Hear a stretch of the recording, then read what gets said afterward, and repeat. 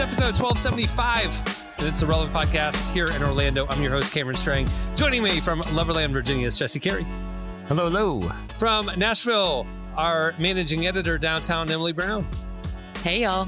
And there in LA, you know from Social Club Misfits, it's Marty. We made it, guys. We're here. We did make it. Marty, you've only been on one video podcast, so we're glad to see you.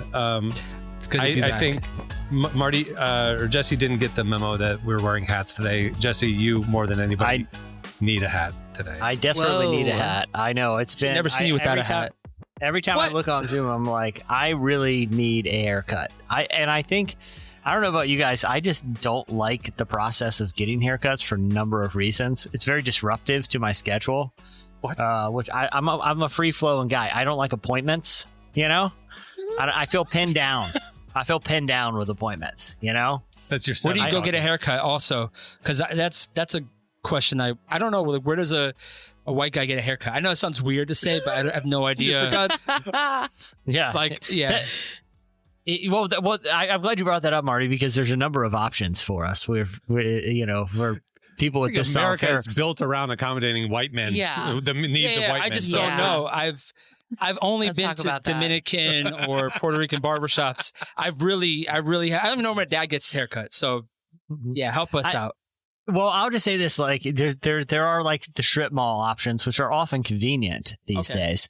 But then you can go to like the barber shops, which are fun and chatty. But you know, my thing is like you just never know how long of a commitment you're in for a lot of times, and that's my main thing. Is like if you have an appointment, you're in and out.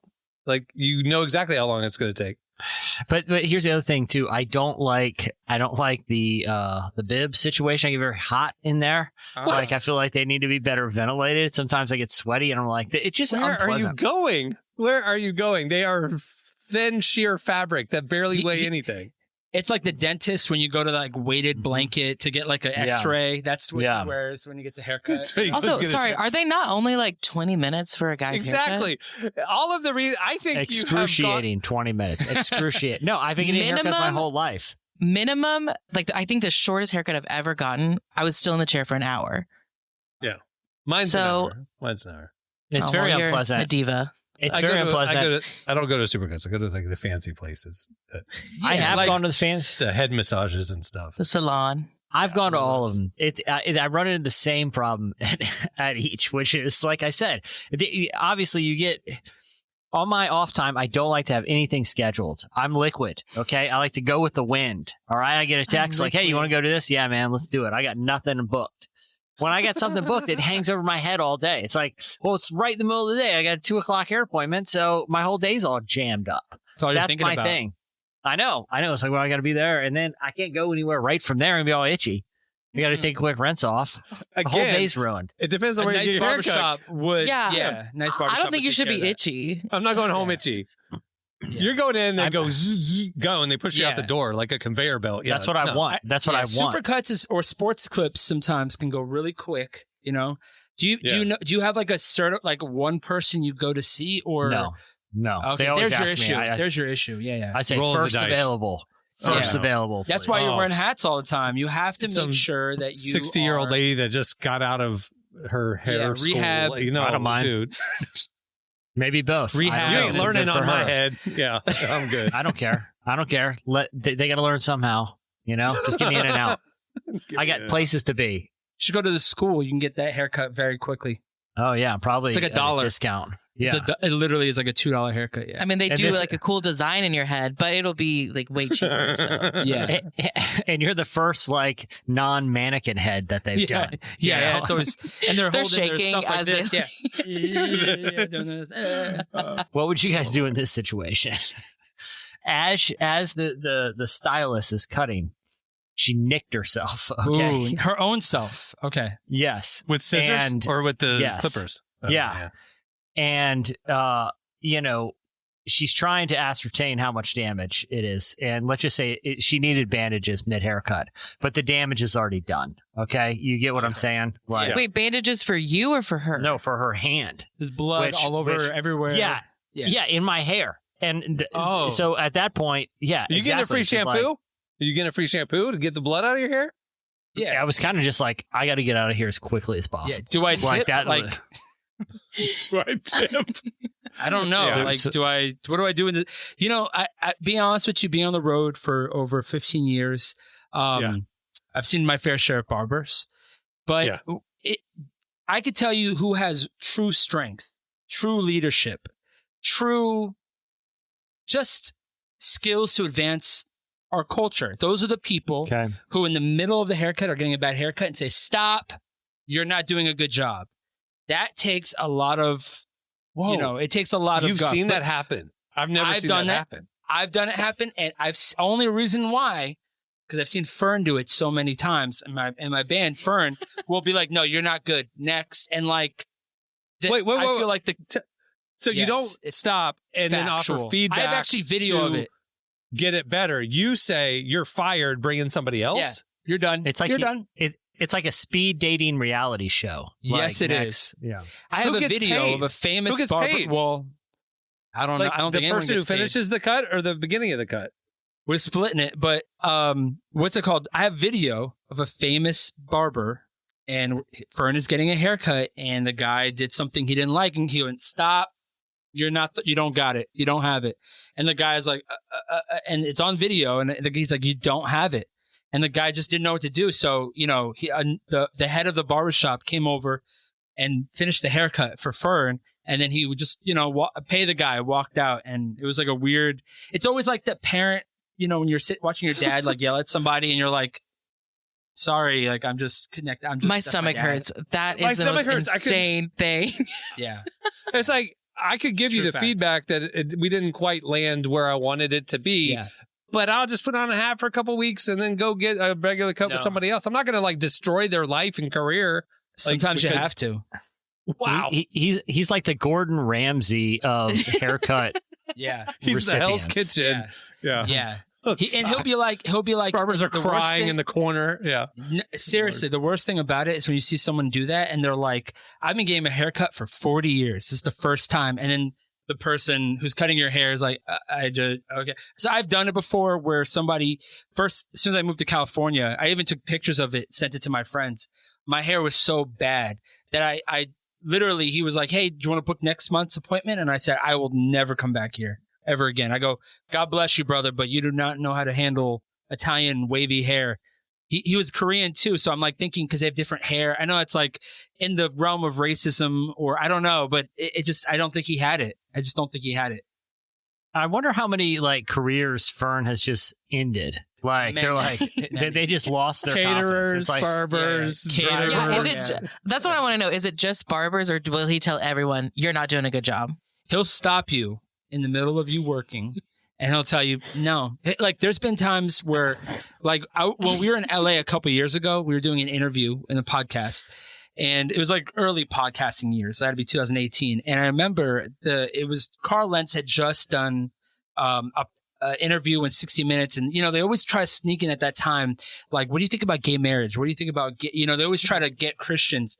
And I remember the person asked us, and this is on camera too. And Fern goes, are you trying to catch me? Are you trying to like start, like just flipped it. And the guy was like so apologetic for bringing it up. Cause Fern was like, are you trying to like ruin my, like, what are you trying to do here? Like the way that he called him out in the middle of, he's like, we're not doing that. Like, and it's a very common thing where he'll be like, if he doesn't like whatever's happening, he will not proceed. He'll be like, stop. We're not doing this right now. And so, wow. Yeah. He's just, I don't know what that is called in the English language. But we got to figure out that term of somebody who has no shame, will just tell you like it is. I don't know. What is that, but Jesse? I feel like it's courage for one. I call it the anti-Jesse. Jesse's never going to do that. I would also call Jesse it. Jesse gets the massage and doesn't say anything, and they're hurting his back. I would also call it maybe sociopathy. Could be anything. It could be anything. But it's like potato, you know what I'm saying? Yeah. You know how in baseball, like every once in a while, someone playing third base will sail one on a throw to first, and they get the yips, and they can never make the throw again. Their confidence is destroyed. It's a real phenomenon called the yips. The yips right? is a real thing, yeah. You'll see a golfer take a bad swing, or someone just lose the ability to shoot free throws in basketball. Markel Fultz with this jump shot. They just never recover. Yeah. How many haircutters or barbers has Fern given the yips forever? I'm gonna say he it's was over the 10. last head of hair. After that, 10. after that, they just lost their confidence. Like, I'm not exaggerating. I'm not joking. It's over. That's 10. wild. It's over 10. Okay. We got to move the show along. A lot of fur and hair talk to start off this week. Let's get them on. Coming up. Respectfully, no. Coming up, we have somebody with fantastic hair that we could ask this to. Coming up, Chad Gardner from King's Kaleidoscope. We should ask. He's joining us. We should ask him his barber tips on the road. We have slices at the end of the show, and we, after this break, have Relevant Buzz. Today's podcast is brought to you in part by Mercy Ships. Globally, 5 billion people lack access to surgical care. In sub-Saharan Africa, there's only one surgeon for every 200,000 people. Mercy Ships provides free, life-transforming surgeries for people who have little to no access to medical care. They help the blind see, straighten twisted limbs, remove deadly tumors, treat cleft conditions, and so much more. With state-of-the-art hospital ships, they provide safe surgery to children and adults living with treatable conditions, and it's completely free of charge. They do all this work with an all-volunteer crew of professionals who donate their time and talents. Surgeons, stewards, nurses, engineers, and more make the world a better place. Your donation today provides free, safe surgeries to people in desperate need of help. All gifts are matched, so please donate today at mercyships.org/relevant. Today's podcast is brought to you in part by Tim Tebow's book, Look Again. Have you ever wondered what would change if you truly believed you were infinitely valuable to God? In his New York Times bestselling book, Look Again, Tim Tebow reveals the powerful truth that when we learn to see the image of God in every person, including those we struggle to love, everything changes.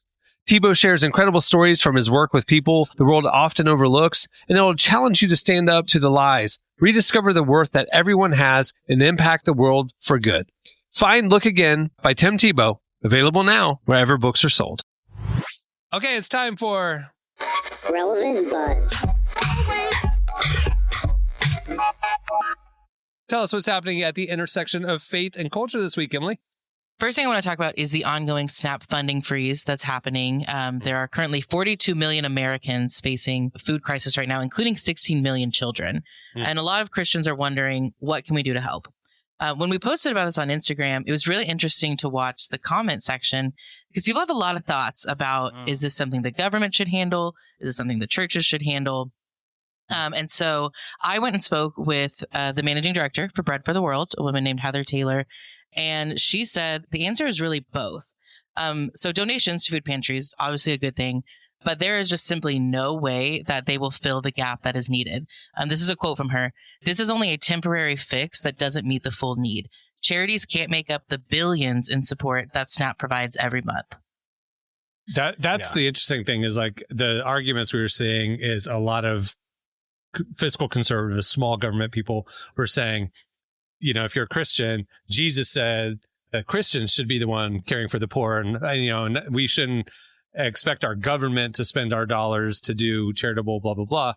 And it's like, but when you talk to everybody in the food space, including who you spoke to for our article, they all are like, you don't understand the scale of this. The government, yes, the church should be involved, but the government providing the resources is absolutely necessary because the church can't meet the need that's out there all the time. So, anyway. and Jesus also says, render unto Caesar what is Caesar's, in a specific reference to not complaining about taxes or how they are spent. You know, that's why he referenced Caesar, because it was giving it to an imperialist empire who was, you know, subjugating the Jewish people. But also to that point, when there was a government structure in the Old Testament, there was mandatory debt forgiveness after a certain period of time. 7 years, right? The year of Jubilee. Yeah. And it was, so, you know, you look at, there's also, you know, rules about what amounts of food should be left on in fields for those that are hungry that shouldn't be harvested, so that they can, right? Yeah. So well, that's a different thing. That's 10% of the harvest. But aliens passing through your land, you're supposed to leave You had to leave like anything that had like fallen on the ground or or that, so migrants that coming through would have food to eat, would have something. But the point is that those weren't like viewed as sort of optional. Like, hey, this is something that a non-institutionalized community should be a non-institutionalized community effort. This was like, no, this is part of the deal of being a part of this, tribe or whatever, however it was classified. So anyway, I think that's an interesting. Emily, the other thing I saw in the comments was a lot of people were saying, okay, so what can I do? I mean, this spending freeze is happening. And I know, like you've mentioned, your church on Sunday did a canned food drive, and other churches are doing stuff. You talked to her, and she kind of said, like, giving your leftover cans from your pantry isn't really going to address the need. Here's what you should do instead. What are those things that, if you want to do something, what can we do? Yes. In regards to food pantries, she did say check with the local pantry to see what they need, because they probably don't need canned goods, but there are canned pumpkin filling from last Thanksgiving. Yeah, exactly. Yeah, that's probably the last thing they need. Right. But a lot of places will take things like diapers even, or toiletries. So like there are tangible things we can give, and we should do that. She said the biggest thing though is to contact your Congress representative relentlessly and tell them that you want them to release the $5 billion in emergency funds, because there is money that has been set aside for issues like this, but it hasn't been released yet due to the government shutdown. And so she said that if we they could release it during the shutdown, right? Because it's an emergency fund. Yeah. Yes. So they just have to decide to do it. And so she said, just continually call them and think about it. I mean, like, how many texts and emails do we get from Congress all the time? We can give them a little taste of their own medicine, I think. I opted out after. You still get them? I don't get them. They find a way to contact me. Virginia just had elections, and I can tell you, I was inundated for both sides with relentless calling and text message. I told you guys one time I text one back and got in an argument with them about that was during the presidential cycle. I was like, wow, there's someone on the other end of this, That's wild. What's the third thing she said? So advocate your government, contact your local food pantry to ask what they need before you donate. Don't just show up with a box. And then what's the third thing? The third thing is volunteer, because while a lot of people are donating to food pantries, I saw a stat that was like 600%, or there's been an increase of 600% of donations. Someone's got to sort those out and actually distribute them to the community. So don't just drop off whatever they need. Try to stick around and help sort it, help deliver it, whatever you can do. Just volunteer, step up in any way that you can. So whenever we talk about issues, justice issues that intersect with faith, we like to say, all right, this is a need. We as Christians, none of us are off the hook. We need to do something. Here's how to give your voice, your time, or your resources. Not all of us have time. Not all of us have resources. We all have a voice. So find something you can do, those three things. And I think we can make a difference, So yeah. And we have links on our site under the articles if you want to find some organizations that you can partner with as well. Awesome. Switching gears, I want to talk about the Breakfast Club for a minute. Wait, you're talking about food scarcity? Now you want to talk about the Breakfast Club and just rub it in our face? And are we talking about the popular radio show or the classic John Hughes film? Because I would love to talk about both. The morning club that I have joined recently because we enjoy breakfast. Yeah, and the way you said it sounds like a club that all you guys are aware of that I'm not invited to. Are you guys all members of a breakfast club? The Breakfast Club.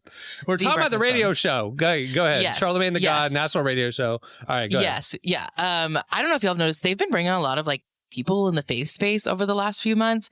And this week they had Transformation Church pastor Mike Todd on. What was he? Was he like promoting a book or an album or something? What was he on for? To be honest, I don't know why he was not promoting anything. I think they just wanted him on to talk. So like, I saw it and I was like, what was he on for? I really was thinking that. And I was like, maybe I'm crazy. Maybe Charlemagne just had some spiritual questions, maybe. Like, let's bring They're roasting him pretty much most of the time. Did you listen to the interview entirely, Marty? Mm-hmm. Can you guys recap? Because I scrolled past that. I was just in a place where I couldn't listen to volume, and I have a very short attention span. So then I just kept scrolling. Marty, give us a recap. What was the discussion? Jesse, Emily's going to. That's the point. I was about to say, I was like, Emily's going to. So they did talk about a lot of different things. It does seem like Charlemagne had just some faith questions he wanted someone to answer. I think the most interesting part, and the reason I'm bringing this up, is because there was a part where Charlemagne kind of asked Mike, he gets really frustrated with Christians who kind of use like the sacrifice of Jesus to do whatever they want. And like they say that they're Christian, but they don't live a life any differently than anyone else would. Are you meaning like because I'm forgiven or I can do whatever I want kind of thing? Okay. Yeah. Kind of like, well, I have like unlimited sins, so I can do kind of whatever I want to live. And he was like really frustrated about that. And he asked Mike, like, why are people living like that?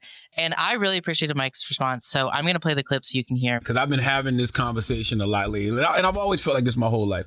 I believe in God. I believe in Jesus. I believe Jesus was a messenger. He was sent here to show us the best example of what we can be. The thing I have a problem with is us as humans. Yeah. We act like we have unlimited sins because of the sacrifice that Jesus made. Yeah. Why don't we strive to be the best versions of ourselves the way that Jesus did? Yeah. As opposed to just sinning and think we can just pray it away. Yeah. So I think the truth of the matter is people don't understand the cost of what Christ did for everybody. Because if you understood the cost, you wouldn't treat it so cheap. Exactly. Wow. The truth of the matter is it's a fictional story for most people what Jesus did, being scourged and beaten and laid on a cross. And while he's on a cross, he looks over at a thief and literally says, today, if you believe in me, you'll be in paradise. And two guys had a decision to make. And one of them was like, nah, I'm good. And the other one was like, yo, I believe. Like he's literally getting killed and he's still trying to show his love for somebody who was a sinner, who did the crime.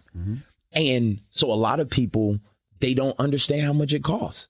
And just like in our society today, nobody understands what tax evasion really cost you until you locked up for 15 years.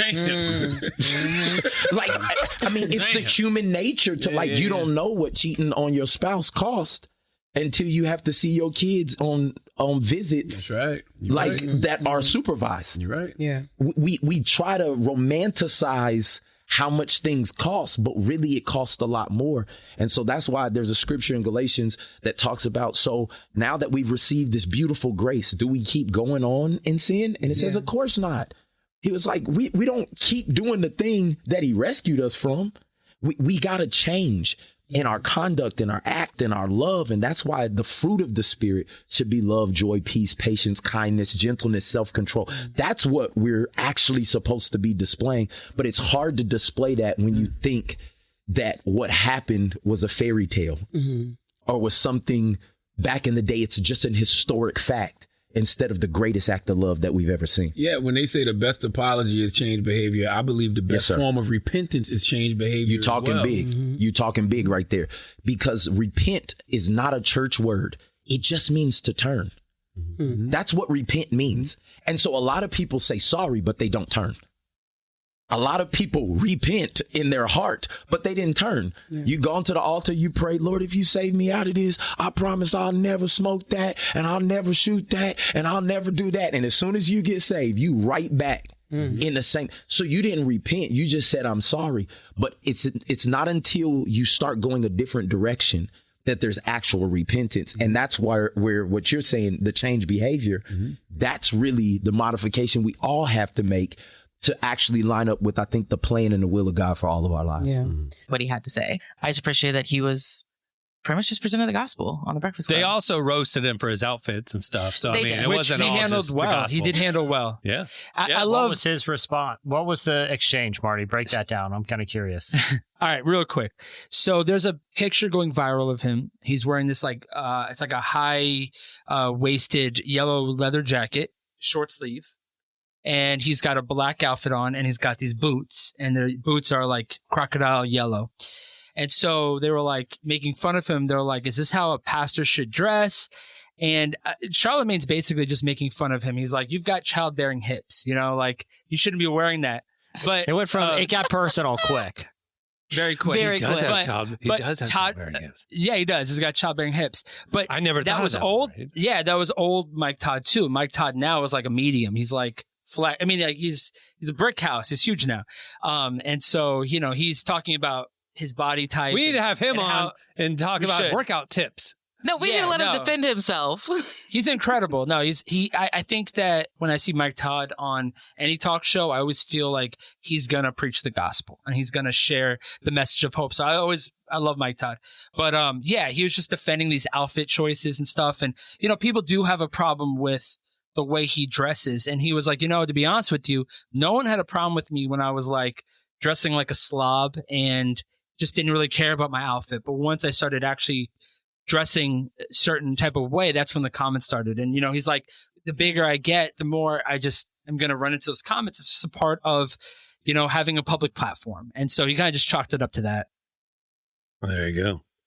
But it does seem intuitive. Like, no one cared when I was dressing normally. What's the deal? Until now I put on the mask. Now I put on yellow alligator boots, and everyone's got something to say. Yeah, well, he had his bigger body when he was wearing the yellow outfit. That's why. Yeah. So and it's it's not a flattering picture. Like his legs up in the air, and they know what they're doing. Silly. It's just it's funny. All right. Joking. Okay. No one cared before I put on the mask. That'll do it for Relevant Buzz. Make sure to check out those stories and more. We had more we were going to bring, but it's time. Our guest is in the lobby waiting to join us. So stay tuned. Right after this break, Chad Gardner will join us. Today's podcast is brought to you in part by John Mark Comer's book, Garden City, a book that speaks to the tension we all feel between work, rest, and purpose. The New York Times best-selling author John Mark Comer takes us to the scriptures to identify what it really means to be human and flips the script on the idea that who you are matters, not what you do. He shows that God created us for meaningful work and meaningful rest. Both matter. This book helps you ask and answer the big questions. Does God care where I work? Is there a direction for my life? So you can discern God's heart for your calling, your rhythms, and the way his spirit wants to shape every part of your life. If you're longing for purpose and a more grounded way to live, check out the new hardcover edition of Garden City wherever books are sold. Well, today's show is brought to you in part by the new book, God, the Science, the Evidence. We talk a lot about faith, but how often do we talk about science in the same breath? You might be surprised to discover just how deeply the two actually agree. For centuries, science has been used to dismiss the idea of God, but today an intellectual revolution is underway. Modern discoveries in physics, cosmology, and biology are consistently revealing the same truth: creation isn't an accident. That profound reversal is what engineers Michel-Yves Bolloré and Olivier Bonassi investigate in their international bestseller, God, the Science, the Evidence.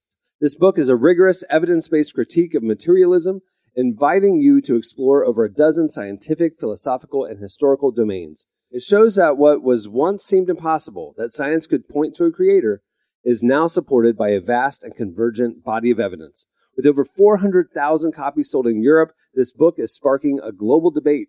It's thoughtful, fascinating, and a powerful reminder that reason itself affirms the existence of God.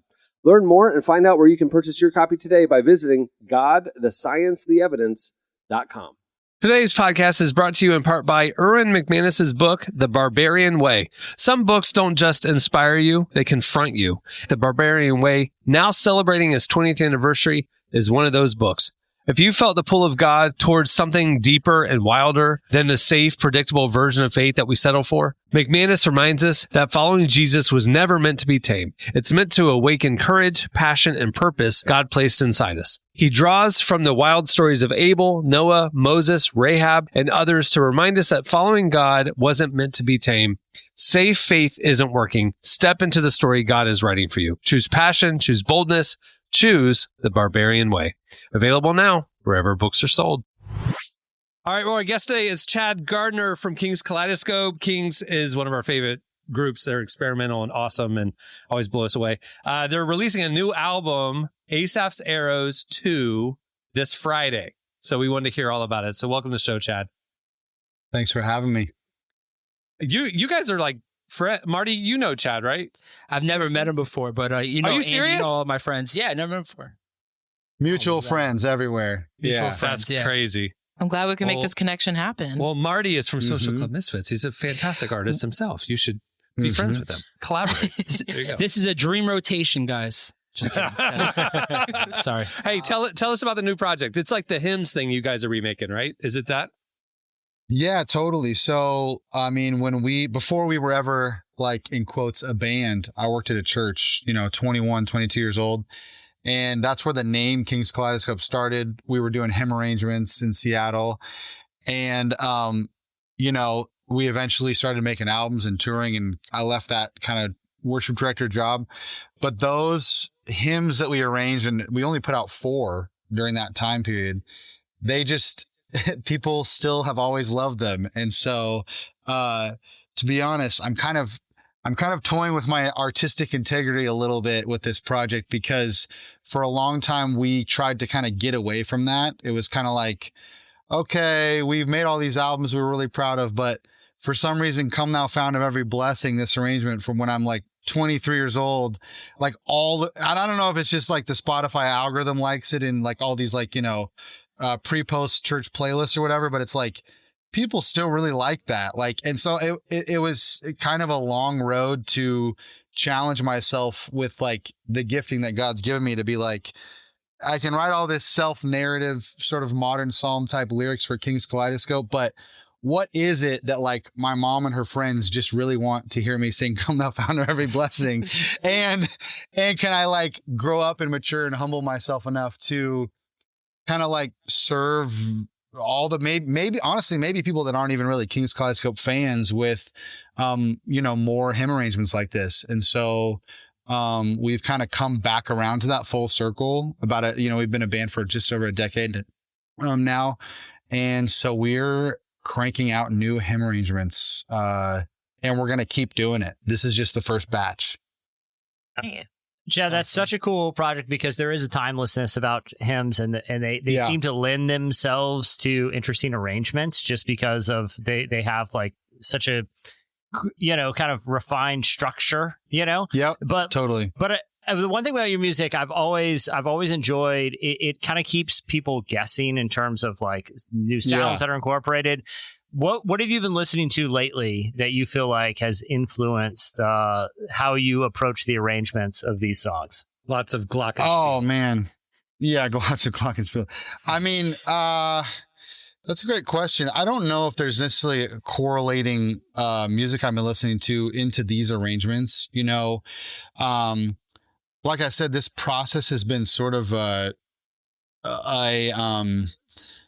it's been a little bit of a, like I was saying, like an integrity play where I kind of go like, when I was younger, I was really bullish on Christian music is terrible. And I kind of just had that since I was a teenager, and we're going to change it and take over the world with more creative music, which now that I'm in my 30s, it just feels really like kind of cringy and prideful and a little embarrassing. But like we used to do things like, for example, we would say we want our hymn arrangements to be unfranchisable. Like no other church can play the King's Kaleidoscope version because it's too complicated. Or it's like actually like what a real band would do with a real song, where it's really hard to just go play a fill in the blank band, Radiohead, U2. Like it's hard to just pull that off. And churches, for good reason, now I know, like they make things really franchisable. Like, you can make it like it's like a franchise model. So all that to say, in a weird way, these arrangements, I'm trying to actually get over that hump a little bit for myself and make stuff that, like, we're putting out chord charts with every song on our website. And I mean, maybe they're still kind of hard to play sometimes, but I'm actually trying to make stuff that's a little bit more simple and like straight ahead for maybe the first time in King's Kaleidoscope's life. So in a way, like I'm not, I saw like Dazon's show last week in Seattle, and he's super inspiring. It was a phenomenal show, and like creatively, that's very inspiring to me.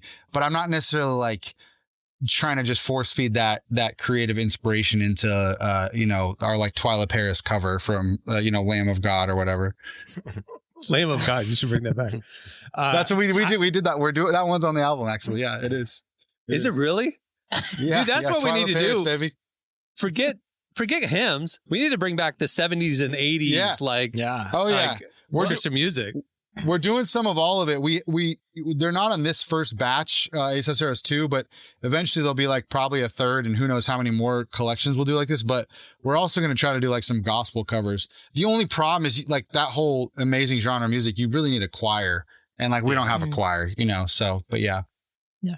I remember one of the last times we talked, I don't remember what prompted it, but you brought up how much of a Michael W. Smith fan you are and how much you would love to do like covers of him. Like, is that? Yeah, we might do one of those. Yeah, for sure. I mean, to be honest, like that, we just like, our band really likes the creative process and the hunt to do stuff that's unexpected. That's how like the Twilight Paris thing came about, you know? Like, to be honest, before we did Lamb of God, we spent like, oh my gosh, we spent probably 2 days trying to cover this song, God is in Control.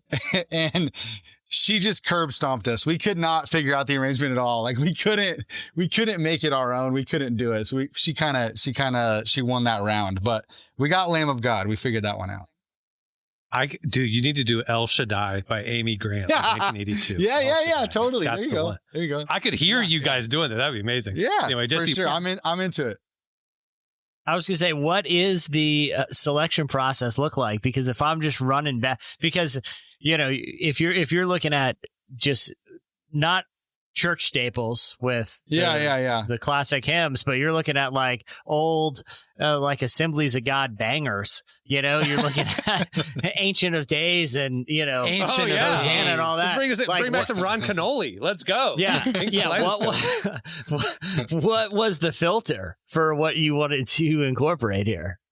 Well, to be honest, I don't know some of those references you're talking about, but it's just anything that we find interesting as a band. And one cool thing about our band is that we're from all over the country. We've got New York, Texas, Philly, you know, like and I'm from Seattle.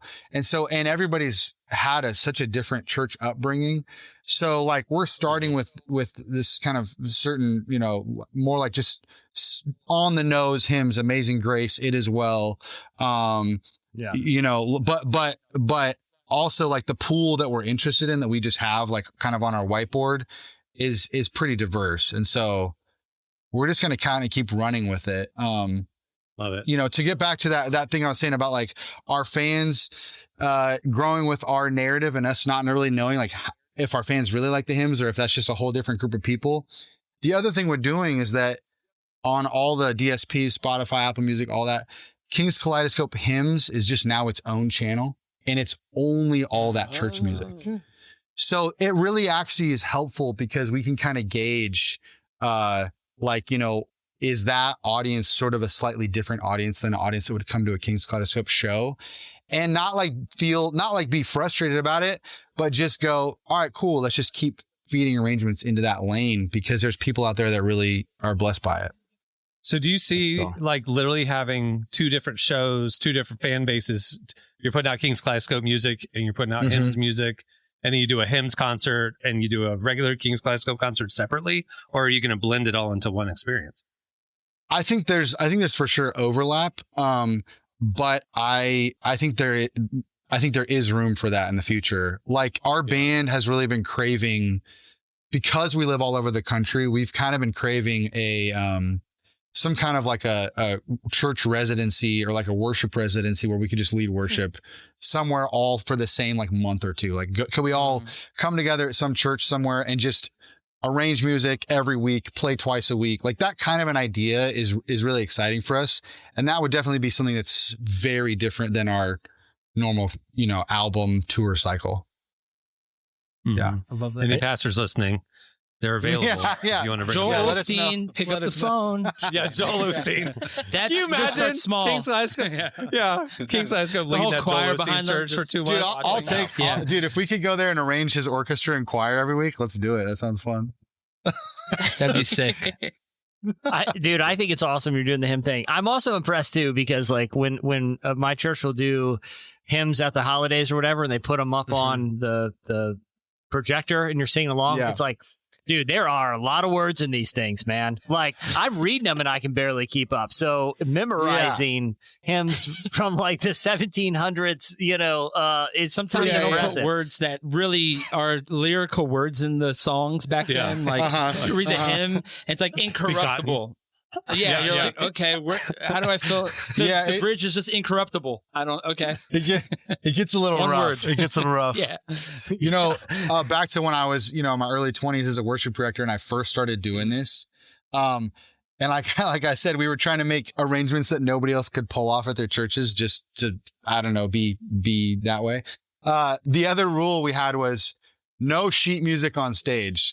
Be like a real band. You have to memorize all the lyrics to all these hymns, and you have to memorize all the chords and everything. Like, play it like you're a real band, not a worship team. So I for some reason I cut my teeth on memorizing loads of lyrics that way, and it's not as hard for me anymore. You've been training your whole life for the most complex hymns of the Reformation era. Yeah. Right. For the modern hymn sing nights. That's right. Yeah. Did you grow up singing hymns, or was that something you got really into in your 20s? I grew up singing just kind of a normal amount, but it was a lot of just, praise 90s praise choruses and 2000s praise choruses and stuff. But I would say that in that time period, like 18 to, early 20s, just the church I was a part of, Mars Hill Church, had this we're better than everybody else attitude. And so we were, my makeup for, better and worse, probably mostly worse, in that way was we're not going to play Hillsong. We're not going to play Jesus Culture. Right. We're going to write our own songs, or we're going to rearrange hymns. You know what I'm saying? And I was never really much of a songwriter at that age. So, I was the worship director at one of the biggest campuses. So I was like, well, I've just got to arrange all these hymns then, I guess, cause I'm not allowed to go sing a Chris Tomlin song. So, kind of an interesting origin story there, but I had no idea that you started at Mars Hill. I should have known that. I didn't know that, but there have been a lot of amazing artists that have spun out of the collapse of Mars Hill. Didn't Dustin Kinsrew, wasn't he there? The guy from Thrice? Dustin was there for a little bit. He did a stint there. Citizens was kind of the other big band out of there. Just there's a couple. Covered them Ghost Ship. Yeah, totally. Yeah, Zach and I write a ton of songs together. There was another band called the Sing Team. What's really cool is that the kind of the music people that were a part of that church, and I was, I guess you say the music people that were part of that church, we're all still going and still friends.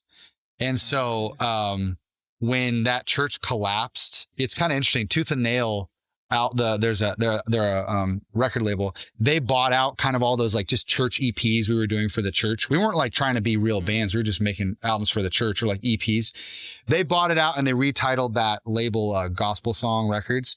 But in my head, I was like, you know what? They should just call it Mars Hill Music. They should keep calling it that because 20 years from now, that church is going to be some footnote or whatever. And Mars Hill Music's a great album name. And all of us bands are still doing, we're not on that label anymore, but we're all still going. It's kind of interesting.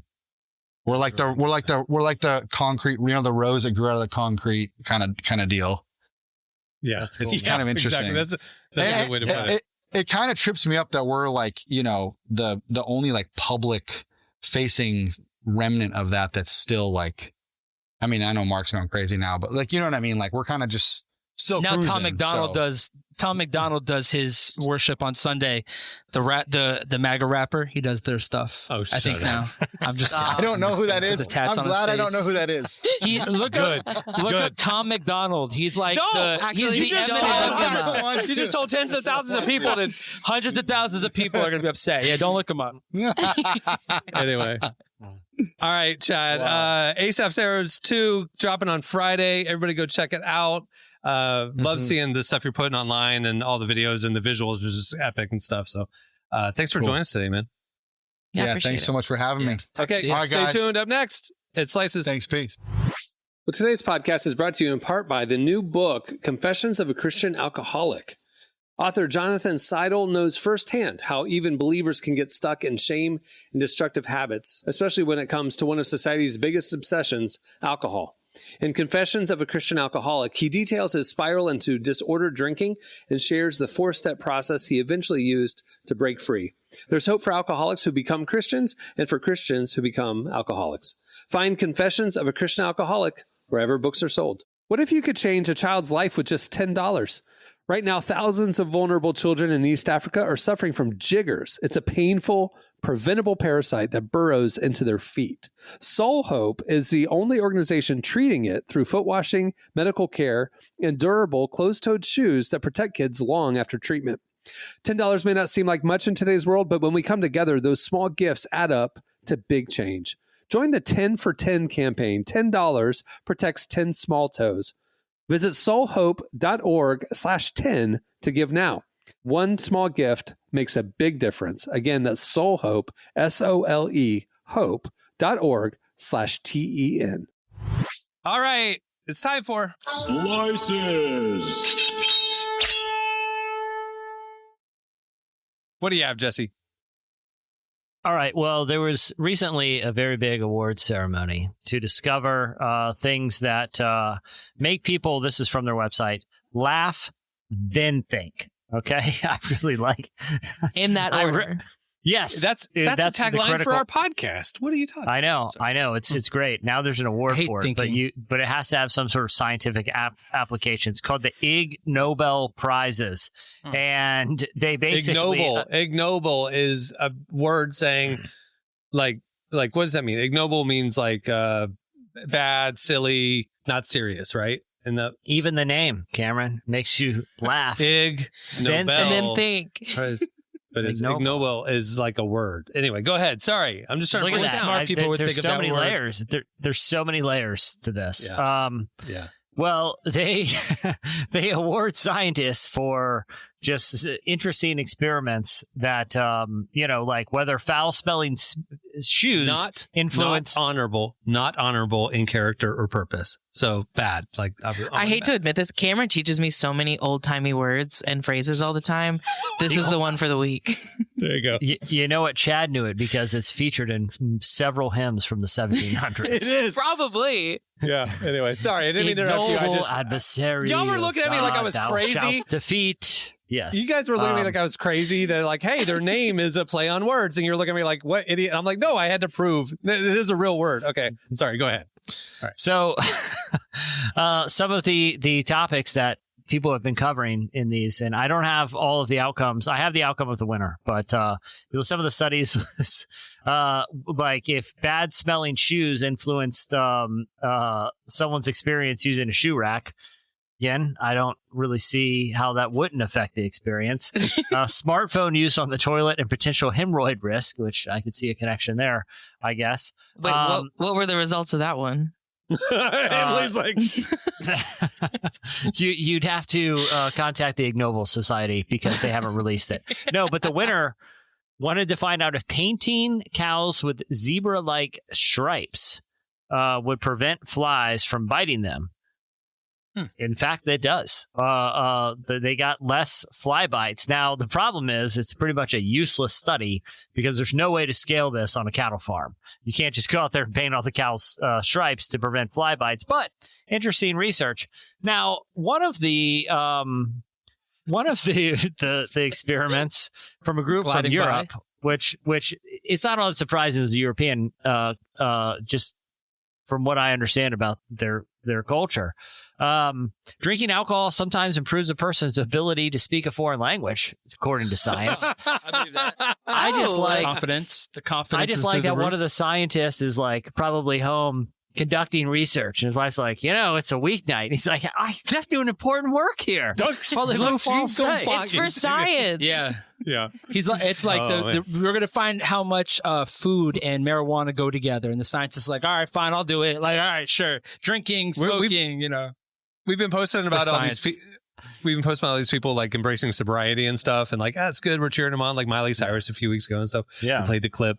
But see, we don't talk about the benefits of not being sober. Science. So thank you for science. Destroying your body. That. Yeah, thank you for destroying your body for us. Ironically, Miley Cyrus does not speak. She's not bilingual, to my knowledge. That's why she stopped drinking, because it was pointless. Yeah. An international team also looked at whether giving alcohol to bats impaired their ability to fly. Once again, they seem to have some narrow focus to their research. No, they actually wanted They're to all see... 7 and 8 years old, these scientists, by the way. No. They're all like friends at a pub. They get really sauced, and then they're like, you know what we should test is like let's give bourbon to that bat out there and see what happens. Yeah, it all caused. It was like there's a bat in the corner. Want to give it some beer? Yeah, sure. Why not? Let's do it. Like, we're all they put out a little water dish for the bat, and it's just beer. Yeah. So they're doing important work there, and so I'm just glad this organization exists and is recognizing important research. Science gets too serious, and we need more people like this doing important work for humanity. So wait, I have a question. You said research team won. Do they get like grant money? Do they get a trophy? Like, what's the prize? They get a free beer at the next Tuesday gathering of all the scientists. And a bat. A pet bat. They have a lot of bats. A lot of bats outside the pub. Yeah. No, they each get a handmade model of a human stomach. I think because a lot of it involves eating gross stuff. The article went out of its way to say there's no cash involved. There's no cash prize. Each winner is also for some reason given a single hand wipe. So yeah, they're not in it for the money. They're in it for the hand wipes. They're in for the hand wipes. They're in it for the contribution to science. And for some, it seems to be that they're in it so that whatever institution is funding their research, they can drink for free on them, according to some of the research I've done. So, wait, a hand wipe? Like a napkin? Listen, after they feed the bats with an eyedropper, you got to wipe your hand after you cradle the bat. Yeah. Or the shoes, or if your main research involves cell phone use and the toilet, you're probably going to want to have a lot of hand wipes involved. So it's also weird that some of these experiments are like where does the scientist get heroin from? Like giving heroin to like ants. Like what does that have to do with science? How do they even get their hands on that? Jesse? Well, that's why they have the wipes. They got to clean their hands after they get it. I don't know. Yeah. That group was arrested at the same time. So. Why is scientists even thinking about that? You know. All right, what do you have, Marty? Hey guys, let's go. Okay, sorry, I'm gonna stop myself from. I don't know why I always do that. You know what it is? It's corporate Marty life. just started freaking speaking French. So listener, you guys figure out what's happening. Marty. Yeah, I've been talking a lot about heroin, guys. The Red Devil, the Red Dragon's after me. Just kidding. I have a really interesting article, especially now more than ever, because as of recently, I'm like a vintage gamer. I don't know if anyone here is a vintage gamer. I like vintage games. Like board games? More like Roller Coaster Tycoon. I've been really into Dr. Mario lately. For real. Dr. Mario's incredible. I love Dr. Mario. Dr. Mario I've beat all the levels. Like I'm out of the game because on the hardest level, there's only 100 levels and I beat them all. So then I downloaded a different like knockoff Dr. Mario app, beat all of them, and I'm out of Dr. Mario now. Well, you know, the original Dr. Mario, the one I used to have as a kid, actually was a 2-part game. It was Dr. Mario and Tetris. So, because people would beat Dr. Mario so quick, but Tetris was like a nightmare at the end. It was just forever, like dropping like flies. Yeah. So anyway, I'm a vintage gamer. I love games. You know, me and my wife, we don't play games at all, but there are couples that do play games together. You play mind games with her, but not. Yeah. I love to be toxic anytime I can. Yeah, that's what I'm saying. I love that's it. Where I was going. So in Russia, a couple, they were playing Sims 2, the second version of Sims, which another, they don't speak English, right? You guys know that. Like they have like a Sims language. It talks like, right? Yeah, it talks like those guys after they have a couple drinks where they're like, you know, it's like, I'm going to go in the pool. It's a European research team out there. Yeah. Yes, they're actually, it's a Swedish language. Anyway, so these people, this couple, the guy made a separate account in his Sims world and started flirting with other Sims characters in this universe of Sims 2. Well, his girl found out and they're getting divorced now. This married couple is now getting a divorce because of this video game. And so I don't know if anyone's ever I don't know. I don't feel like we're really gamers in this room. Do you guys? No. I mean, outside of Dr. Mario, like Dr. Mario. Candy Crush and Dr. Mario, phone based. Yeah, you can't cheat on somebody. But I always say this: where there's a will, there's a way. And this guy figured out a way to cheat in an additional version of his game, another profile of his game. So they're getting divorced. It almost reminds me of this young boy who figured out his parents were like, do not talk to this girl. But he found a way on the Bible app to send her messages via Bible app, And so I just think to myself. And they say romance is dead. No, dude, they weren't sending messages. They were sending porn videos back and forth. Oh, no, I take back what I just said. It was literally a 12, 13-year-old. And the parents put all the... No, listen, it was we reported about it. They put all the parental filters on everything. He had no access to adult websites or anything like that. He started messaging a girl on the Bible app, and they could send videos back and forth, and they got illicit. And the parents got suspicious because then when they looked at the app times on the parental controls, like, he loves the Bible. They're like, he loves the Bible. He's in his Bible app 40 hours a day, 40 hours a week. This is incredible. We love our son. And so they wanted to see what he was doing in the Bible app, what studies he was watching, what videos. And they saw all of these videos that she had been sending him. That were illicit. And yeah. So. That has to be like a double sin. Like, I mean, it's... That's bad, guys. Let's ask Mike Todd about that. We need to ask Mike Todd. What do we do about double sin? The less illicit version, I remember it was going around a while ago. Like, it was someone, I think it was, someone who was in their parents' home, so obviously young. They were like, my parents took away all of my devices. I'm so angry.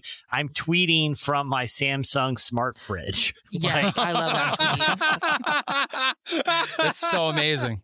That's so amazing. That's good. That's good. Honestly great advertising for Samsung fridges of like, if you need to contact someone, here's a fridge. Well, I actually follow two like addictive gambling guys, the Blanco boys, and they gamble on the fridge and to win the fridge. They're like, we're going to try to win the fridge. So they're in Best Buy losing money by gambling on the fridge live in front of everybody. But anyway, back to the subject. This couple, they were together for years, 3-4 years, and now they are divorcing because of the husband's illicit relationships in Sims 2, which I don't know if you could chat in Sims 2. I don't really know the play model. How do you even do that? I know you can in Roblox. I thought it was Simonese, like Simonese, like, I don't know. The only thing I remember from Sims playing as a kid was taking out, like, killing your character, like taking out they're in the pool and you take out the bar so they can't get out and eventually just sink.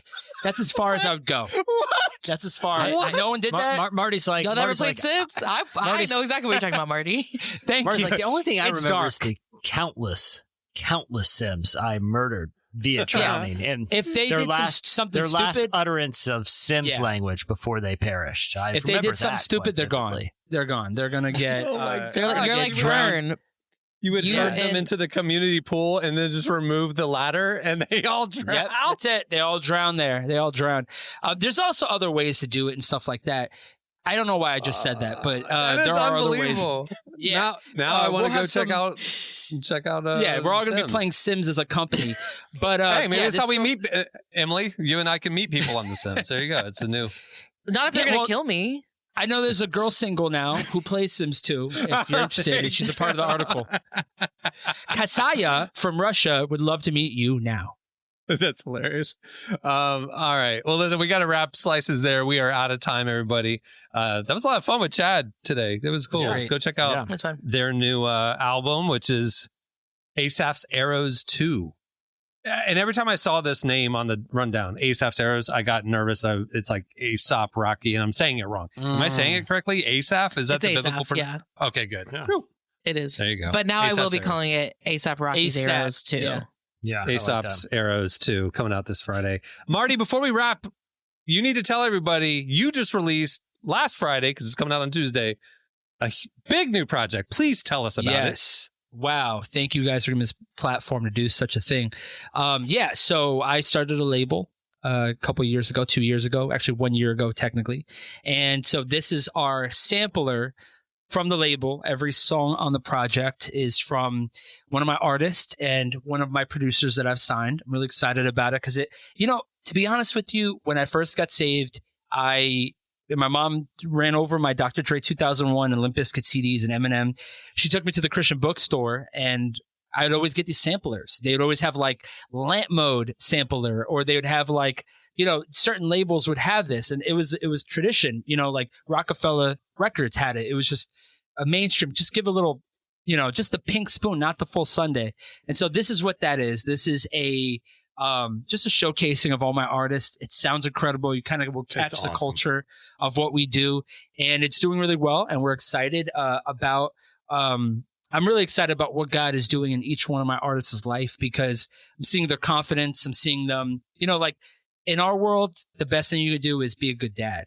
And I'm loving seeing my guys manage being fathers, being artists, and also being authentic and saying no to opportunities that would possibly take them off, the beaded trail. And so we're all really focused. We're all really excited. And I really think that you're going to love this project. It really has something for everybody on it. You can check it out. That's awesome, man. I'll say for real, like Marty's putting out some of the best music.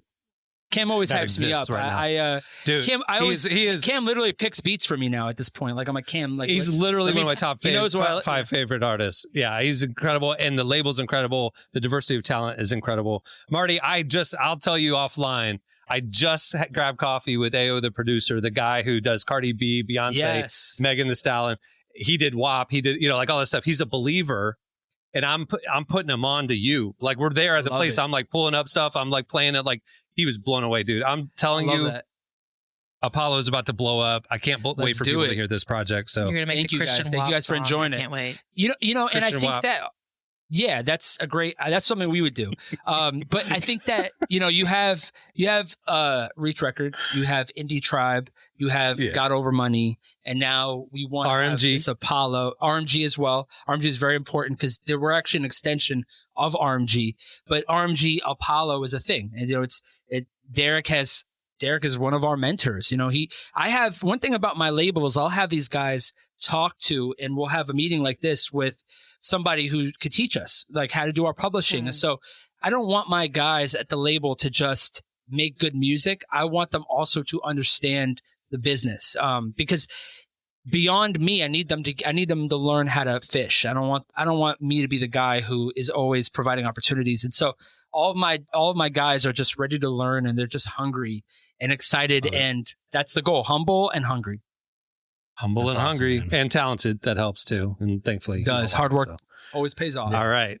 Okay, on that note, we'll wrap it up. I'm Cameron Strang. Hey, wait, name of the album. And people can just get it wherever. Yeah, but it's called Proof. It's called Proof of Concept, and it was called that by the idea started actually during Holy Smoke Fest.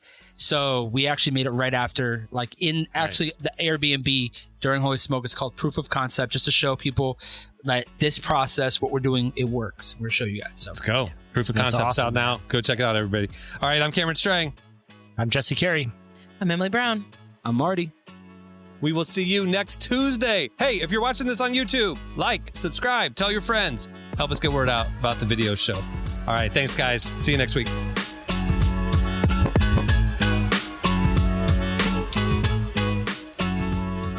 Thanks for listening to the Relevant Podcast. For the latest at the intersection of faith, life, and culture, make sure to check out relevantmagazine.com. And while there, click over to issue 117 of Relevant. The new digital issue is packed, and you can read it for free. If you want our enhanced magazine, as well as ad-free reading at the site and ad-free versions of our podcasts, sign up for Relevant Plus. Plans start as low as $2.50 a month, and it's the best way to experience our content. Find out more and sign up today at relevantmagazine.com.